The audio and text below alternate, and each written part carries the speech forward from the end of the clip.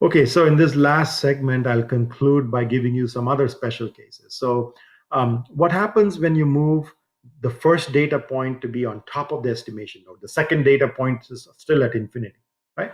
So, if you do that, because we said that lambda 1 is equal to rho h1, and h1 is now 0 because the data is sitting on top of the estimation node. There is no lag separating these 2 points, they're sitting right on top of each other. And by the covariance expression, at lag 0 the covariance was 1, right?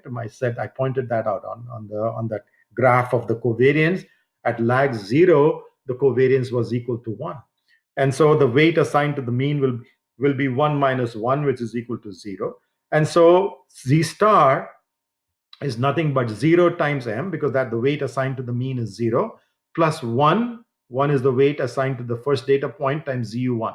So z star of u, which is the same as the estimation at the data location u1, is the same as the data value zu1, right? So your Kriging prediction that you make at the data location will be exactly the data value, and that is what is called as exact, right? Your Krieged value, your predicted value, is the same as the data value.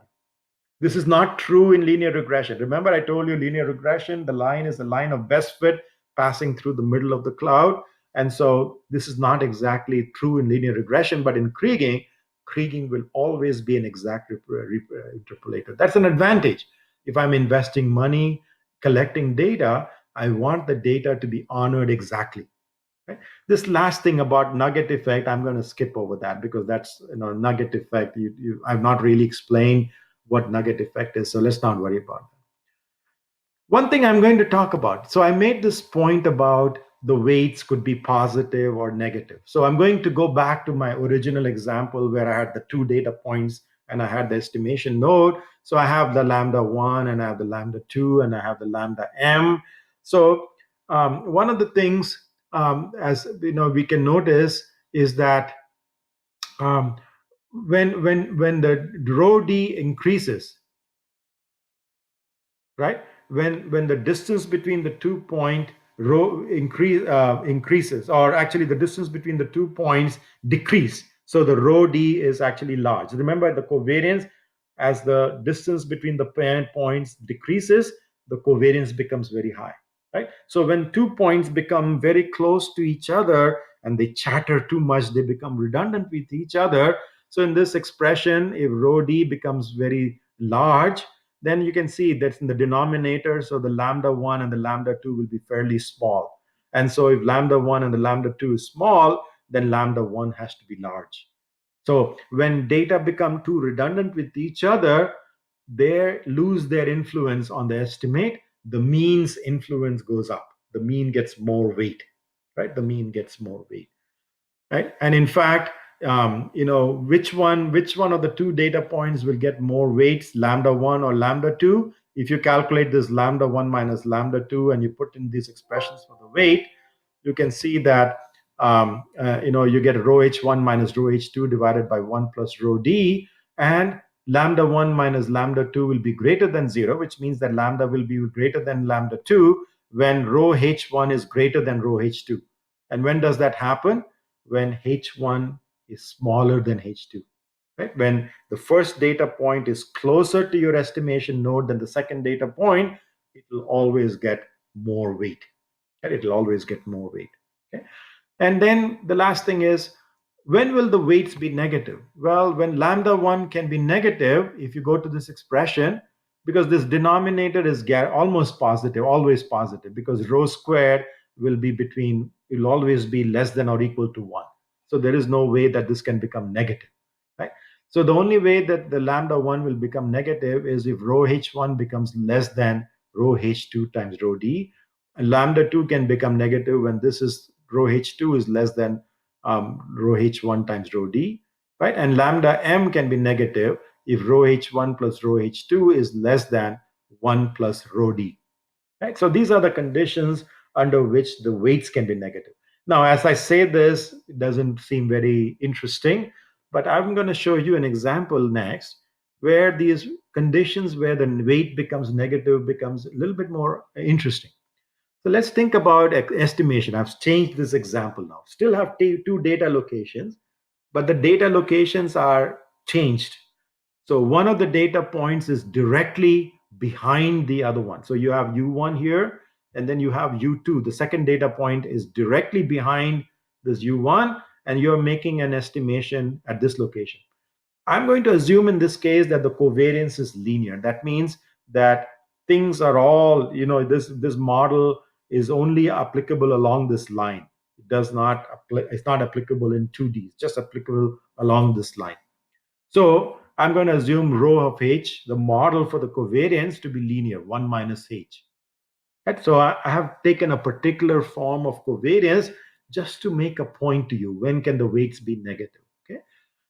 So if I now work out rho H1 times rho D, I'm going back to the previous slide, and I notice that rho 2 will be less than 0 when rho H2 is less than rho H1 times rho D. So I'm trying to find out this rho H1 times rho D. And if I go back to this expression, rho H1 times rho D, because of this covariance model that I've assumed, it is going to be equal to 1 minus H1 times 1 minus D. If I multiply this out, I get 1 minus H1 plus D plus H1 times D. And this is from here, this estimation node to U1 is H1. From U1 to U2 is D. So H1 plus D is nothing but U2 to U, right? So that's the, if I add this distance plus distance is the same as this distance over here, which is H2, right? So H1 plus HD is nothing but H2, and 1 minus H2 is nothing but rho H2. So I can prove that rho H1 times rho D equals rho H2 plus H1D, and H1D are distances. They're always guaranteed to be a positive number, which means that rho H2 will always be less than rho H1 times rho D, right? So if I go back to the previous slide, when rho H2 is always less than rho H1 times rho D, the weight lambda 2 is guaranteed to be negative. So in this particular example, where one of the data points is directly in front of another data point, which is relating to the unestimation node, the second data point will always get a negative weight.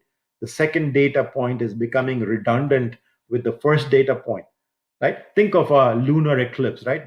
So think about the Earth, the Moon, and the Sun, right? So normally you get the sunshine, brightness, but when the Moon comes in between the Earth and the Sun, you actually see the shadow of the Moon. It's opposite of brightness. You get darkness, right? Darkness. So this negative weight is when the stars align, so to speak, right? The points align themselves in such a way that the second point is getting completely siphoned off from the estimation. It's getting a negative weight. It's getting a shadow instead of a sunshine. Okay, so just to give you a physical analogy, that this is the kind of data screening. This is called data screening. One of the data, which is at U2, is getting completely screened by the data at U1, and so it starts exerting a negative influence on the estimation, right? The other example is that if I change this covariance, instead of making it 1 minus h, if I make it an exponential covariance, e to the power of minus h. So if I repeat the same example, rho h2 minus rho h1 times rho d, and I write this exponential covariance, I get e to the power of minus h2 minus e to the power of minus h1 plus d, because I put an e to the power of minus h1 here, e to the power of minus d, and then when you have two exponentials multiplying each other, you just sum up the exponent, right? So h1 plus d, and h1 plus d is nothing but h2. So you'll get e to the power of minus h2 minus e to the power of minus h2, which means that lambda 2 will be equal to 0. So the same estimation scheme, but I change the covariance, I make it an exponential covariance, then the second data point, instead of becoming a negative weight, becomes a 0 weight. It doesn't have any weight at all. Interesting. The data is getting completely wiped out, almost like the data didn't exist. And this exponential covariance is called a Markov covariance. It's a memoryless. I don't remember anything. As far as this estimation location is concerned, it doesn't remember anything about U2. It's almost like it's forgetting about U2. And so these kinds of processes are called memoryless processes, Markov processes, right? So just by changing the covariance,